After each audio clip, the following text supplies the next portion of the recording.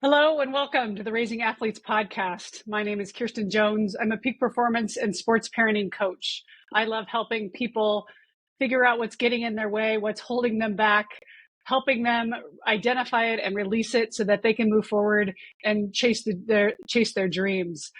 Susie Walton and I started this podcast about 5 years ago now, and it's been so fun as we evolve as well and grow and try new things. And in fact, my newest thing, Raising Empowered Athletes, is out now. I'm on a book tour. I'm getting ready to head to my home state of Montana in a couple days. And it's so fun to be out there talking to coaches and parents and athletes. And so I'd like to welcome back the NYU Volleyball coach, Andrew Brown, who I've had the extreme pleasure of interviewing several times.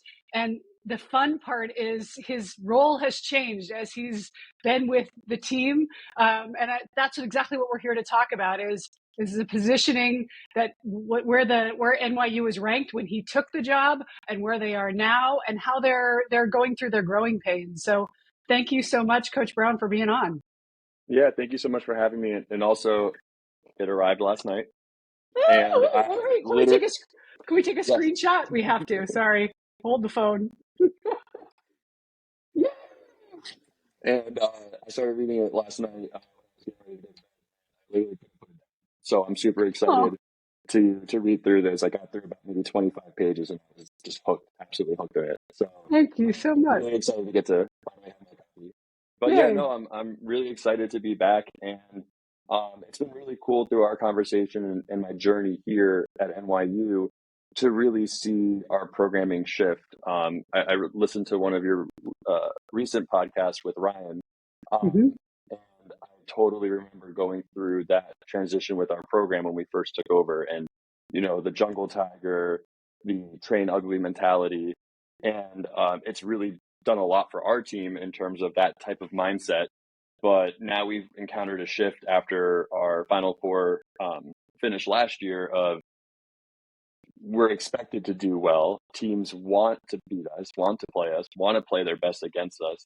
How do we show up when we're faced against an opponent that's so motivated to do well against us, whether it's in our gym or on the road? So, this season has been a lot of fun in terms of it presenting a different challenge and just a different lens that we have to, find our way through and how to navigate as both coaches, me and my assistants, and our players. We're almost at the point where our players that are in our program have been successful from the first day they stepped on our campus. They weren't here for the necessarily like the grit and the grind of climbing our way from 7th out of 8th place in our conference all the way towards the top. And then also like on a national platform. So yeah, it's been a lot of fun and definitely excited to talk more about our experience and some things that we're doing in our gym to help prepare our athletes and make them feel super confident.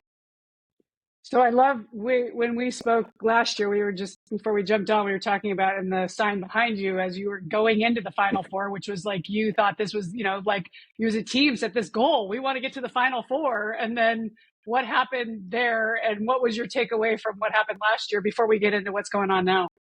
Yeah, no, it was really, it was just a really cool experience to be able to see like real student athletes getting to like that pinnacle opportunity within competition of playing a collegiate sport. It was definitely a grind of a season. We played a lot of really top tier teams in the country, and every weekend was like a gauntlet in terms of like our opponents, but it definitely prepared us for those pressured moments of the Elite Eight, where like any of those 8 teams, it felt like could win a national championship. So there was just that much more value to being able to move past that round. And then obviously, Trinity is a very good program who we've run into for the second year in a row.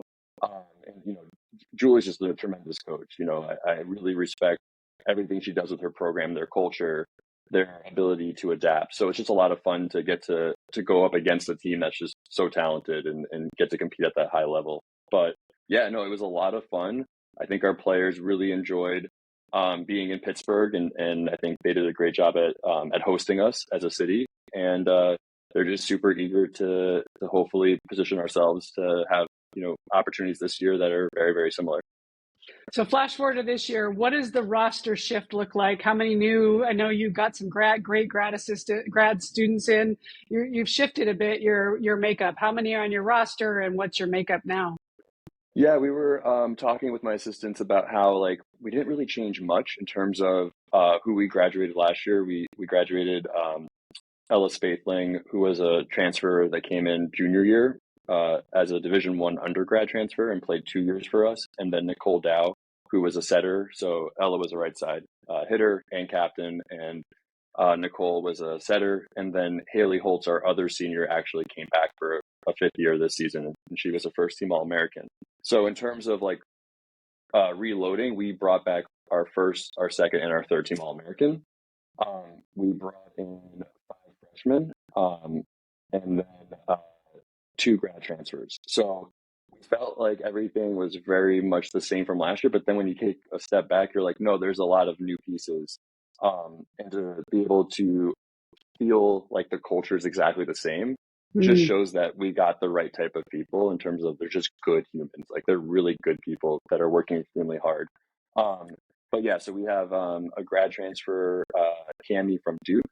She was a setter for them and also a hitter. And for us, she's been playing right side and a little bit of setting. And then Elise Curtin is a grad transfer from Brown University, and she was on their team when they had their historical run 2 years ago and won the conference for the Ivy. So again, it's just a lot of fun. I think for them, you know, it's really cool to see them get to be like role models and super seniors, and as they jokingly say, like grandmas on the team, because they're, you know, they've been doing it for a while now. But it's just been really fun to see how everybody's really gelled and what our culture looks like only about a month and a half, almost 2 months into our season. So I want to talk about the adversity you've been facing, but I want to start with, and you and I have had these discussions before, and this is the piece I think you and I both really love. But so you talk about the new people coming in, and you have a strategy around how do you onboard and get everybody on the same page. You know, take me back to preseason and, you know, what was your mindset? What was your coaching staff mindset around how do we help those newbies who are, whether you're a transfer or not, like you're still new to the culture, and get them into thinking and performing the way you ideally want to be performing when we get to November? Yeah, well, I think first thing for us is we really try not to overtrain. We want to be very intentional with our preseason reps, so that way we're not just touching a ball to touch a ball and trying to get 1,000 not quality touches, which I think does help with a very overwhelming like experience, especially for someone that's brand new. You're coming to a city, you're living in a new environment, you're trying to make friends, you're having to compete, and so on and so forth. So we don't want to overload someone that's already has a lot on their plate. And then I was really fortunate to bring in 2 consultants for our third time, but 2 years in a row, where we brought in Bree Katz and Katie Jones, who are former athletes and collegiate coaches, and they specialize in action type, which is basically a form of like Meyers-Briggs, to give everybody another tool that they can use in their toolbox for both volleyball, but life in general. So we all went through the program. The testing basically gives you like some internal and external motivators in terms of like what's important to your body versus like a written test, which is really cool. It feels more like personal because you're not just like a checkbox, you're actually like evaluating physical movement to see what type of competitor you are. Are you more relationship minded? Are you more of a projector where you like to see things happening and then predict the future? So it just gives us a tool as a team that we can better understand how to communicate to the needs of our teammates and each other, and be able to see things through a different lens. Because everybody says when you play a sport like volleyball, errors are abundant. You make mistakes, but a person with a competitive mindset has a very different reaction to somebody with a more relationship mindset. The competitor is really maybe pissed that they made that mistake. I don't make that error. I'm better than that. And then like the relationship minded person is like super bubbly when they make a mistake. And it's like, I got this. Like, my bad. Next point. And those can be very conflicting in terms of reactions, but both people still want to win. So again, it was just a way for us to all kind of be on the same page and be able to ask questions.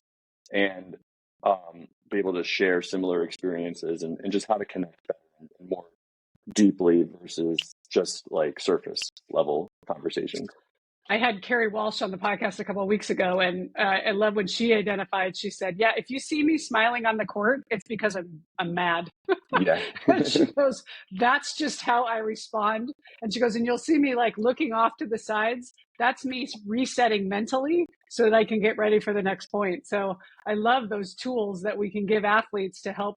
How much of it is situational or environmental? Like, you take the test 2 years, do you score differently? Do you come up with different results? Or Yeah, no, it pretty much stays exactly the same. okay. Which also allows us to only have to like test the new people to the program because Okay. your action types stay consistent. So then we were able to kind of dive in a little bit deeper this year with the programming because we didn't have to test everybody in year 2.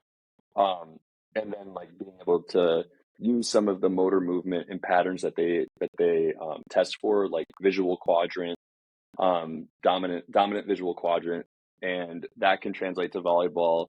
When you see like a player do something effortless, it's like, wow, that just looked like so easy for them. They got a crazy dig above their back shoulder, or they absolutely unloaded on a ball. Most of the time, something's happening in your dominant visual quadrant. So how do you replicate those opportunities? So I'll use serve receive passing as the easiest example. If I'm upper left quadrant as my dominant, maybe just a slight head tilt to get more information of the ball into my visual space can help me be a better passer. So again, like this isn't stuff that we're training with every single day here, but it's like a super awesome multi-tool to have in that toolbox that you can always pull out and utilize. And it also helps us look for signs for burnout, things that players need, as a way for us to help identify things that we can do as coaches to help them stay feeling super confident and not becoming burnt out or not being able to focus. So I love that. So you set the table, or as I like to say, you're like when we're at the beginning of the season, forming, storming, norming, performing. We need to storm a little bit. So storming is getting everybody on the same page, getting them understanding the language, and obviously getting to know each other. Like you said, if a third of the team is brand new, like doesn't matter how skilled you are, you're still adapting to the new environment, right? So then, we're now forming. So you jump out of the gate, and do we have instant success? No. That was, I mean, you called it right there. We have a brand new, beautiful gym with a wonderful space for our student athletes in terms of locker room, athletic training space, everything state of the art. And then our court itself is a dedicated volleyball court, like you see on TV for any of these Power 5 conferences. It's a wood surface with a volleyball border and lines around it with no other competing lines.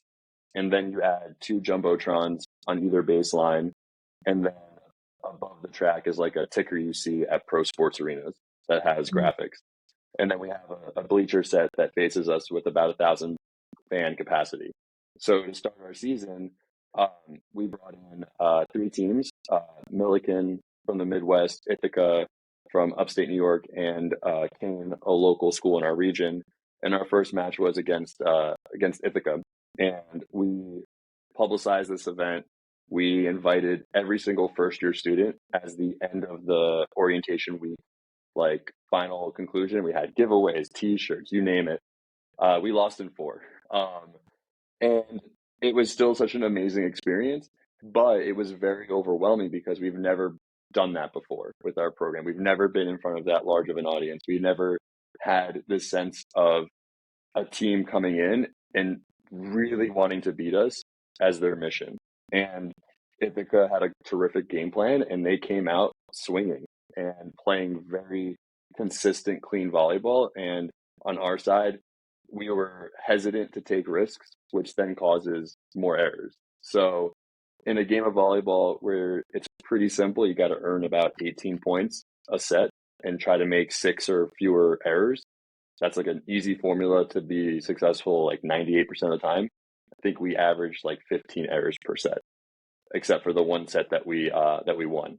So a lot of things were made easier for our opponent because of our struggle with staying competitive and kind of hunting our opponent versus being hunted. And that became kind of our first example of what this transition is going to feel like. We used to be the underdog. We used to have that mentality that we have to prove we're better than any team that we face. And now the role was completely flipped. And how does that feel? How do you process that? How do you embrace it? And it's new to all of us. It's like I haven't been at a team in a program in my 11 or 12 years of coaching where we're now expected to do a result. And how do you make sure that that happens consistently? So that was our opening game. We bounced back the next day and won the next two matches. What was the after action teardown? Like what did the players say about how they felt, and how did they feel going in? How did they feel in the middle? Like, was it sped up? Did they feel out of control, or what was their takeaway? It felt like it felt very quick, and it felt like anytime we tactically went to change something, we were playing chess and they already had their next move. So like once we figured out what we needed to switch, they were already on to their next strategic attack. And there was like a glimpse of like, okay, maybe we can do this. And one of their players on Ithaca got hurt. Like the setter like really badly jammed her thumb, might have broke her thumb. And the backup setter came in and we were like, okay, this isn't the same. This doesn't look the same. This doesn't feel the same. But then we were too far dug in that by the time we started to climb and starting to compete, they were able to kind of close out. So it got close, but not in a sense that we felt confident it was close. It just like got a little closer. There's a little bit of light, but then it closed.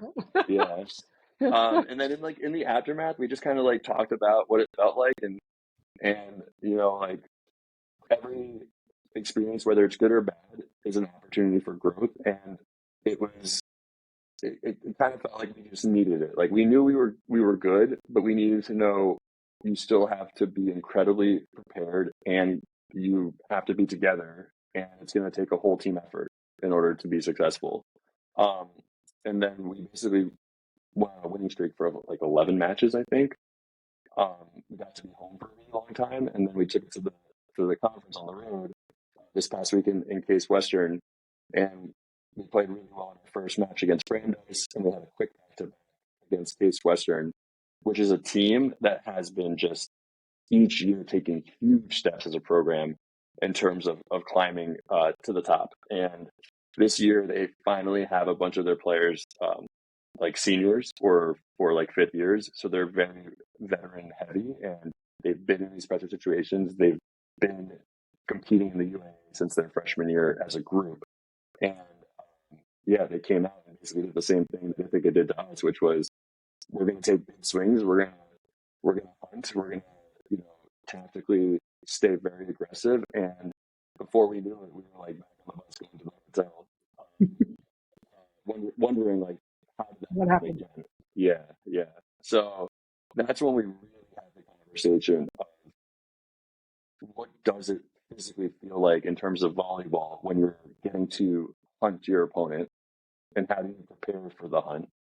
And then on the flip side, what does it feel like in volleyball when you are being hunted, and what are the things that are going on inside your mind or as a team that we need to be aware of, so that way we can prevent or be able to mitigate.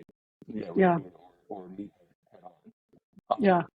So that was like a really good conversation that we continued into the morning before our next match against WashU, where we had a reset. But, again, I think we have to switch it back to an underdog mentality because, they beat us last year, and we wanted to play them again in conference, but we didn't have the opportunity to play them again in the playoffs. So, there was motivation going in of this team is the better team, and we have a point to prove because they did beat us last time. So it was kind of, a good storm to be able to have that lesson and then have an opportunity to make a physical shift and a physical change. But now it's about how do we replicate that level of peak performance moving forward, regardless of who we're facing, because it's very obtainable. A lot of it is mindset over physical ability.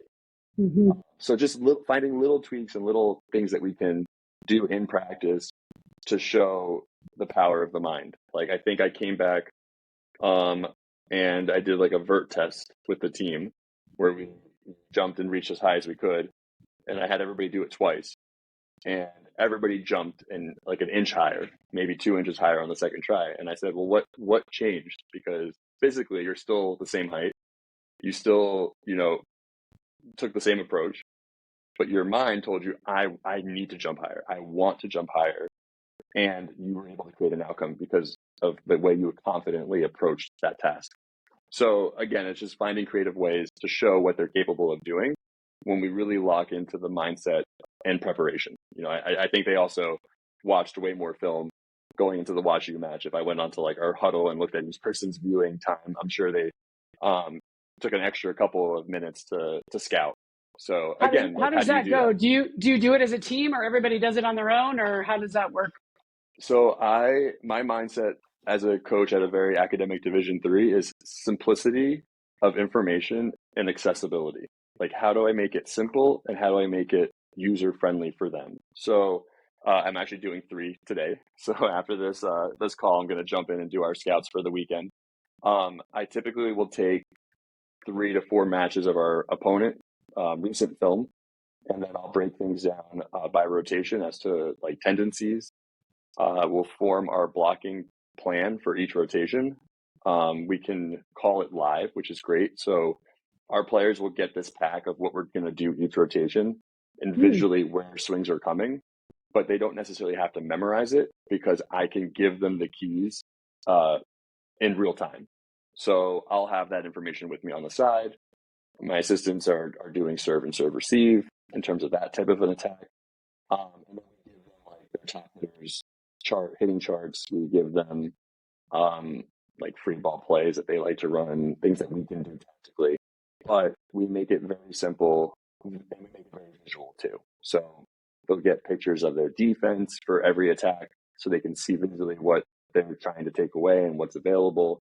And then they can also go into these videos and clip things together if they want. But I don't have a set criteria of like, I need this amount of time. I need to recite. If I say rotation 2, give me rotation 2s. Like, that's just not practical. I'd rather play NYU brand of volleyball because the more we're able to focus on the things that we do well, we're going to be in a good position, but we still need to be tactically aware of things that they're going to do well so that we can stop it. But yeah, that's like our big focus is like blocking scheme, I would say. And my assistant came up with like a baseball signal kind of call as to how we can prioritize and get the right matchups at the net. I was just revisiting James Clear and Atomic Habits, and so talking about your principles, which I love, which is sometimes in order for a habit to stick, you have to take away the friction. So something where like, oh, I've got to like go and then I've got to download and I've got to like, it's too much. And so we fail before we even start because it's overwhelming. So exactly to your point, which I love, which is let's make it friction free. Let's make it easy so that they can take it in as they need to and make it just a part of what they do, and no punishment for not doing it. But if it's so easy, why wouldn't I do it, right? Exactly. And we're a little bit unique in D3 because we play multiple opponents on a day. And sometimes we play back to back like we did this last weekend. I don't want them to be thinking, do I have the right scout in my head, thinking of a hitter on the other team? Like one of the biggest things is like clear. Like we want them to be very clear in terms of like their mind, free from thought. We want you to go out there and just play the game. We don't want to overthink it. We want to have just an ability to be clear and embrace that moment. So a scouting report can very easily become not a tool in terms of putting your team in the best position to be successful. To that point, I was just thinking about goals and ranking and the pressure that comes with all of this. Like, how do you get them? Because there's got to be some correlation to feeling, again, you're feeling hunted.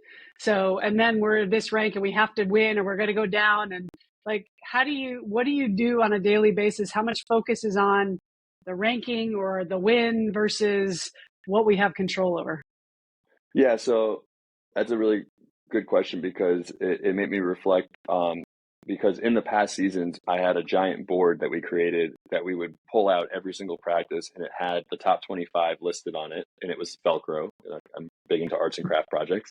So each week when they came out with the new rankings, we would literally move the Velcro pieces up and down and see where we were going.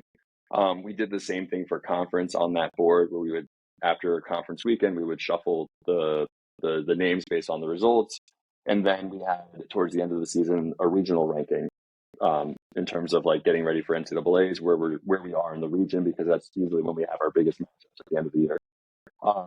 So visually, every day in practice, they were seeing, where they are nationally, where they are regionally, where they are in the conference. And I think this year I haven't brought the board out yet. I mean, obviously we changed spaces, but like it's in the closet in our gym.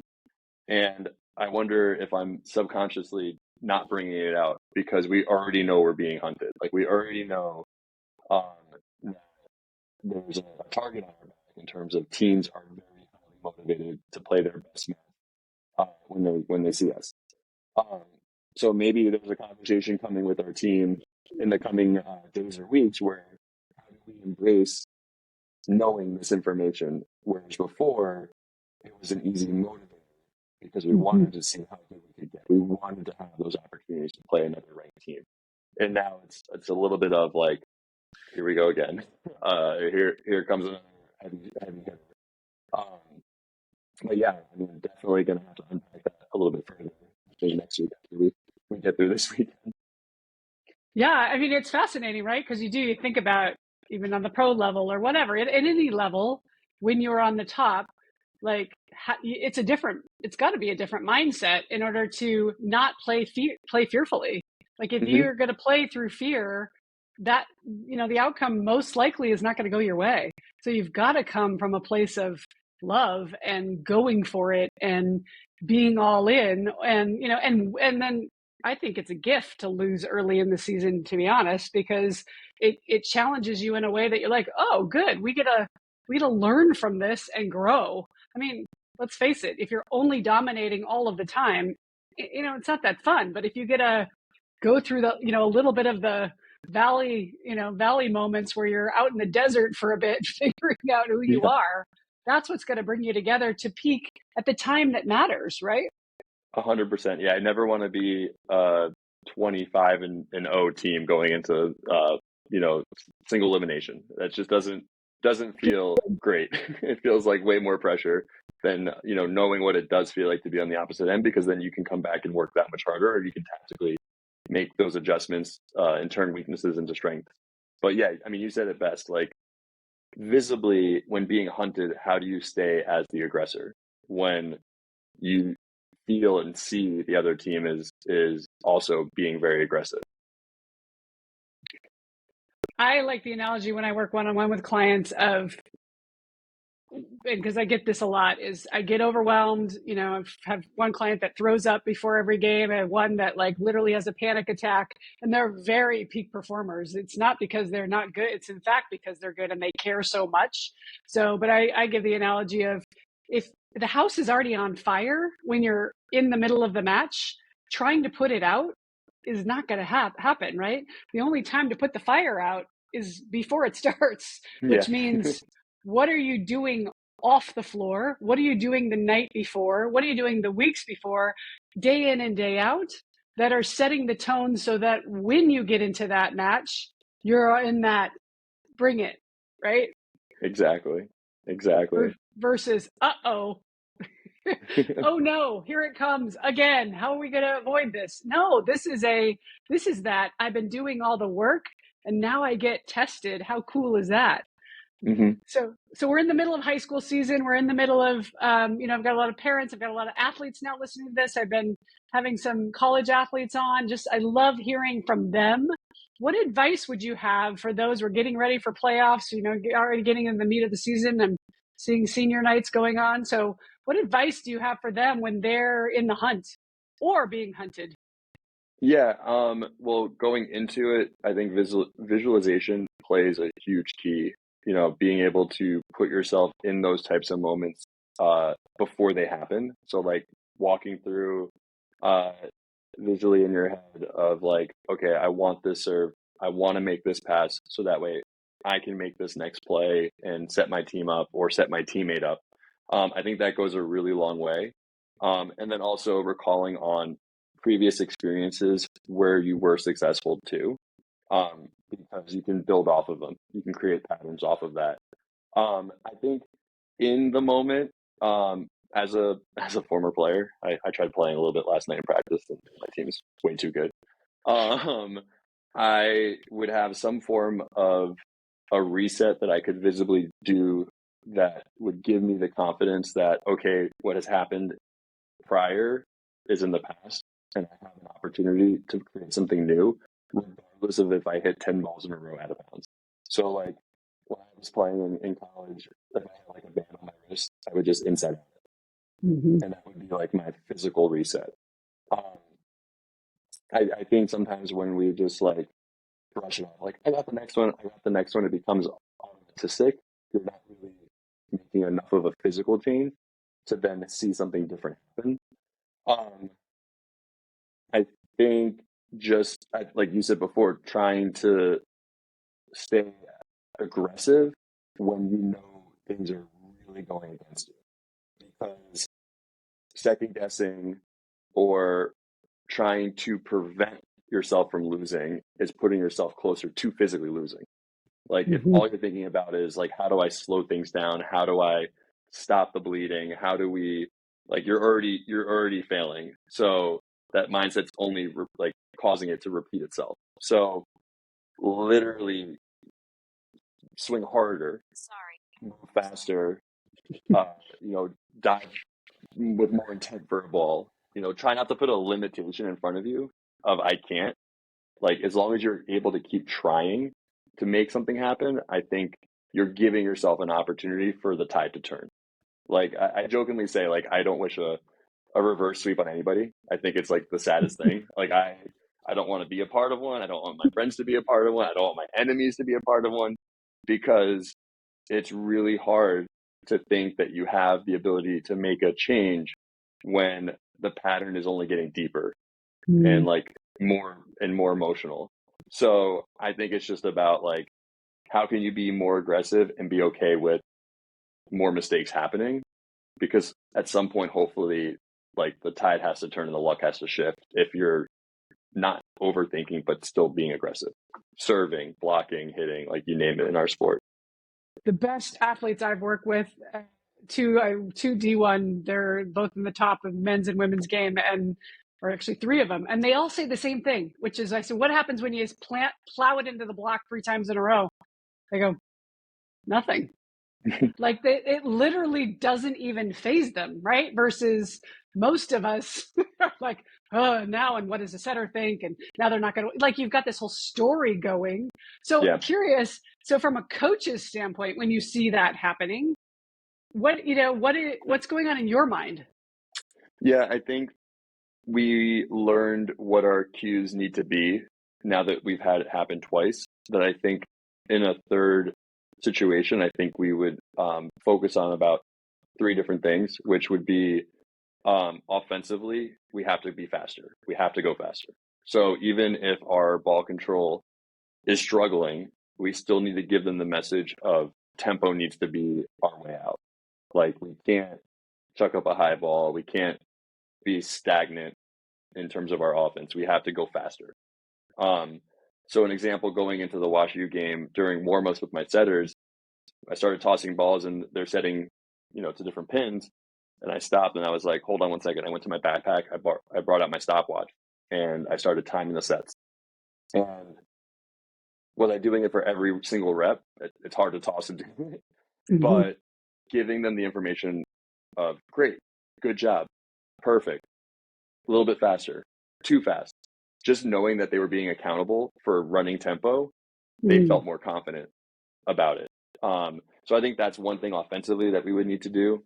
I think defensively, I think we would need to make sure that our blockers are ignited every time the ball gets past them.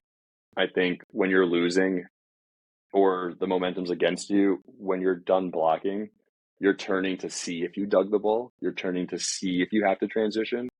And if we can get them moving without thinking, block and go, let's call the ball loud, let's yell up after we dig it so that we're giving them another audible sound to get them motivated to move, because you can't then move once we have the ball in play and feel like you're going to be successful because you're already working from behind. So I think those would be the two tactical things. Serving would be an interesting thing to try to tackle, because in those moments, is it better to have more opportunity and just serve in, or is it better to take more risks and potentially lose more points because of serving errors? So I think that might become like a more individual, like, hey, we want you to just serve to this zone and we'll play defense and we'll deal with an easy side out if that team is, just that confident. Or do we want them to like go after it and be super aggressive with their spots and their speed? But yeah, tempo, block transition, and then figuring out how do we want to initiate a more pressured first contact on their side. Yeah, I know there's definitely different strategies. I remember the former Michigan coach, he would say, always get your first serve in, then you speed it up. I know Kevin Hambley at Stanford says, go for it. I would rather you miss it and having really gone for it than lollipop it. So yeah, that is it. I love hearing the different coaches' mindsets on how they approach it. But Coach Brown, always fun to have you on. I want to end with what I always end with, but because I love hearing the new answers, or what, maybe it's the same one you gave me last time, but the best athletes I know do this. From where you are with what you've got from at the position you are in the season, how would you answer that question? I think looking at the most recent class that we have that are in the process of like finishing out their applications, really paying close attention to what else they prioritize and enjoy besides just being on the court and playing sixes. I think I'm really fortunate with our group in 2024 that they really are just a goofy, fun group that really enjoyed so far getting to know each other. And they've had limited capacity, but every time that I've seen them together, whether they're at tournaments and they're playing against each other, when they came to our camp, you can really see the friendship starting to build. And, at the end of the day, I really do feel like NYU is the best location for the perfect balance between academics and a competitive volleyball experience in a land of opportunity. So I want to bring in people that are going to fully embrace getting to check all three boxes and not sacrifice one thing over the other. So just like seeing that personality of like, I do kind of want it all, and having them come in and hit the ground running. So yeah, I think it's that slight intangible that might not necessarily be grit or competitiveness, but just like, again, going back to being a good human. We want to have a really fun experience for 4 years by being surrounded with like-minded people. I used to work in global footwear at Nike, and the best athletes that we work with to design shoes, the shoe wasn't about the sport. The shoe is about the human. And I always would say, like, it's what other things are going on in your life, and we're not one dimensional. So I love that answer, because we all have other interests, and in fact we should. Like, that's part of what makes us interesting and curious. And PS, we're all going to have to pivot at some point anyway. So yeah, I love that you welcome that. I think that's one of the beauties of playing D3. And I think that's why I love highlighting all the different levels, and you've said it here before, like, if you really want to play, there's no guarantee what level, but you can find a home, right? 100%. And also, like, let Ryan know that in 2 years when he has his team at the top of their conference, like, I'll be more than happy to share how you then attack being hunted. I'll pass the plan on to him. We'll make it full circle. I'll be at William & Mary in a couple of weeks to speak at homecoming and speak about the book and be with the team. And so I'm very excited. So I will definitely pass that on to Ryan. Thank you so much for coming on. Anytime. If you like this, share it, rate it, go on and follow Raising Athletes podcast, follow Kirsten Jones Coach, follow the Violets, follow NYU Volleyball. I don't want to speak for him, but at least you could DM me if you have questions about, about the whole thing and recruiting. I know you take thousands of emails a week with kids reaching out to you about the future, and it's an ongoing process, right? 100%. Stay active. Don't take no response as an answer. Stay diligent. it just needs to kind of catch the eye once in order for something to start to happen. And a lot of the times it's just getting lost within the data. So stay persistent. No answer doesn't mean no. Love it. Thank you so much. Parents, let's do this.